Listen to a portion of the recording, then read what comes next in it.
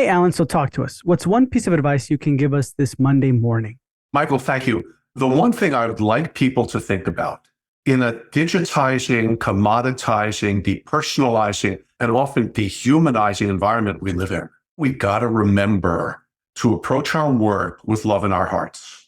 Because when we have love of humanity, and love of humanity is not the same as the love of our spouse, love of our children, love of our parents, siblings, etc. But if we love the people and extend love out to our teams, to our patients, to the UPS guy, to the mailman, to anybody, life gets a whole lot better. We forget sometimes when we're trying to do that perfect crown prep, or when the endo just isn't right, or if, oh my heavens, a crown falls off, we go into offense, defense, right? If we approach people a little bit differently and just be in there to love them, to listen to them, and to treat them as human beings who are scared or anxious, all of a sudden we become healers. We're no longer providers. I hate that word, Michael. Providers. We are practitioners of a profession. And we know that. And it emanates from the pores of our skin. Life is better. But it's got to start, Michael, with yourself. You have to look in the mirror each morning and see something really good. A well-trained, well-intended human being who's not perfect and never will be, but gets out there and gives with everything they've got from their hearts, from their minds, and from our well-trained hands. Love in your heart is the magic ingredient, Michael. Gotcha. Okay, so then if you can give me descriptors of what this four-letter word, love, looks Yeah, like specifically in the scenario of a practice owner with their team and then in the scenario with their patient. beautiful. All right. So a team member screws up. Why wasn't that scanner set up right on that table, Alice, the assistant? What the bleep is going on with you? That's how not to do it. Hmm. That's a tug of war. That's a power struggle. That's the owner dominating and saying, bam, I'm in charge here. You better listen. Because you and I both know that doesn't work. That's one of the reasons for massive turnover in dentistry today. How about this? Hey, Alice, no big deal. The scanner wasn't set up quite right, and we had to spend a little more time. All right, we got through it. Tell me what's going on. How can I help you so that everything is exactly the way we need it to be or as close as possible? Tell me what's going on. And Alice might say, oh man, doc, I got a lousy night's sleep. My baby was up all night. Or heaven forbid, I got into it with my spouse. That's cool, Alice. And by the way, if you need 5 minutes to air it out, I'll listen to you. I'll sit down with you at the end of office hours. And if you need an outlet, I'll be there for you because I'm there for you just as you're there for me. We need each other and we support each other. Align with the problem. Don't tug back and forth, Mike. Align Alice, the assistant, with the problem that she had. Get to the why and help her figure it out. With a patient, Dr. Arias, that tooth didn't hurt until you started drilling on it. Hmm. Until you did it, I had no problem at all, doc. And you can say, I work to the standard of care. And if you hadn't been so negligent and stupid, if you had invested in a simple toothbrush, this wouldn't have happened. We could send that passive aggressive message in many different forms. I'm being a little cute. But how about this? Hey, Michael McNasty, I understand. Oh my goodness, your tooth hurts. Did it keep you up at night? Yeah, it did, doc. Oh my goodness, nothing worse.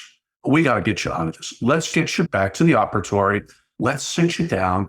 We'll take an x-ray. We'll take a look at what's going on. Priority one right now, let's get you out of trouble. You good with that, Mr. McNasty? Yeah, all right.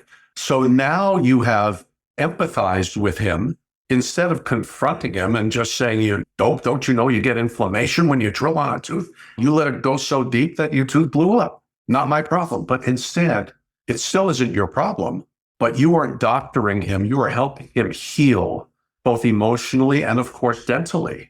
And you may go on to explain to him the reality that 94% of the time, when you drill on a tooth, nothing happens. But just like in surgery, when you cut somebody open, there's inflammation around that surgical site. And you could gently explain to him that this is how it goes with a tooth. But first and foremost, align yourself with that patient. Empathize with the problem because the patient is hurting. The patient is angry from being up all night. Who wouldn't be? And also the patient in the back of their minds is thinking, this is going to cost me more money. And they're thinking falsely, this wouldn't have happened if Dr. Arias had not talked me into doing that cavity. I like that a lot. So I guess whenever these scenarios come up, it's easy to have that motivation to say these things when we're having a wonderful day, right? It's a beautiful day. I woke up great. Everything's going good. And you're like, you know what? Not everything's bad. Flip side, we're having a horrible day, horrible week, right?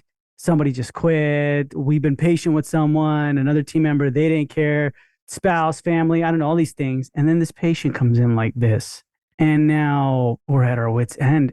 How do we know then, Alan, whether we're replying in a fantastic, loving way, or we think we're replying in a loving way, but then we blanket it with, I'm just giving you the facts? Sit down for this one, because you're going to blow it every now and then. We all have bad days. And leading with love means loving yourself first. And you have to forgive yourself. Michael, that happened to me shortly before I sold my practice and retired. The denture bag lady came in, and you know what I'm talking about. And I really thought that I had the answer for her. And I was patient. She also was mentally ill, and I knew that going in. She was referred by a friend of mine, a dental colleague. And I was having a bad day. And I snapped. And I said, nothing more I can do. I'm giving you your money back. Please find somebody else. Literally, at the end of the day, I was very upset with myself. I wasn't my best self that day. But we do have a filter. We do have an executive brain that if we are careful and we can recognize, wait a minute, what good is going to happen when this verbiage comes out of my mouth? If we just keep our filters on, but we have to be forgiving enough with ourselves and compassionate with ourselves as we need to be with our patients and with our families. Sometimes you're going to blow it. You're not perfect. Get over it. But forgive yourself, learn from it, and move on.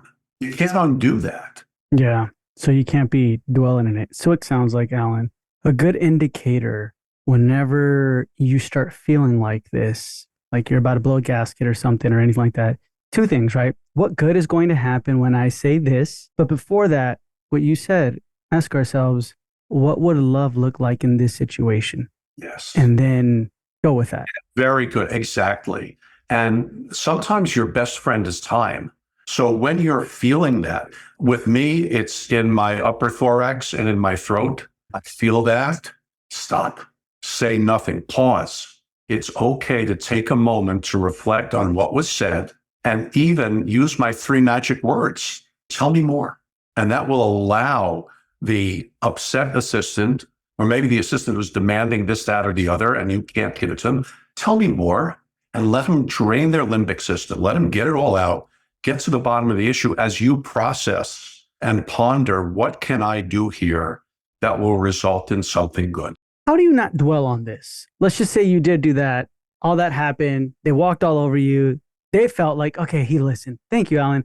But then in your mind, you're like, oh, I could have said this. I could have said that. And then you start playing the scenarios in your head, although it's already passed. So instead of saying, I blew it, say, what did I learn from this? What can I do better next time something like this happens? You can't turn the clock back. Look, if we could turn the clock back, you and I would be in different positions maybe than we're in now. But you can't. So every mistake you make, I read this from Adam Grant, there's no such thing as win-lose. There's such a thing as win-learn. So if we can learn from things we can do better and get that phrase, I blew it, out of your head and say, all right, it's done. It didn't turn out good. And yeah, I'm going to feel lousy about it for a period of time. I accept that and I'll let it pass. But what did I learn from it? And then the other thing to heal yourself is go to your Google reviews, please, because an overwhelming majority of people have great things to say about you. And look at that and see yourself the way most others see you, as something really good. If one person thinks you're lousy and 999 other Google reviewers or people you know think you're wonderful, who do you think is right? And if you're questioning your own self-worth or self-efficacy, and you see 999 Google reviews that say Dr. Arias is the best thing to come to dentistry or come into my life, who are you going to believe? 999 or 2? Yeah, the 999.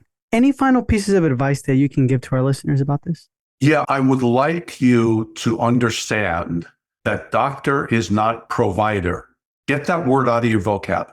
You were a doctor. You didn't go to provider school. You went 4 years and how many thousands, hundreds of thousands of dollars to become something special. You were a healer. You're a professional. You do the right thing. You're a practitioner. That means you're practicing. That means you'll be better tomorrow than you are today. And just keep growing. Have a growth mindset. And don't let anybody convince you that you're anything other than something very special who does sacred work in the world. I love it. Alan, I appreciate your time. And if anyone has further questions, you can definitely find them on the Dental Marketer Society Facebook group, or where can they reach out to you directly? Reach out direct to me, Alan, A-L-A-N, at betterricherstronger.com. My Facebook group is Better, Richer, Stronger.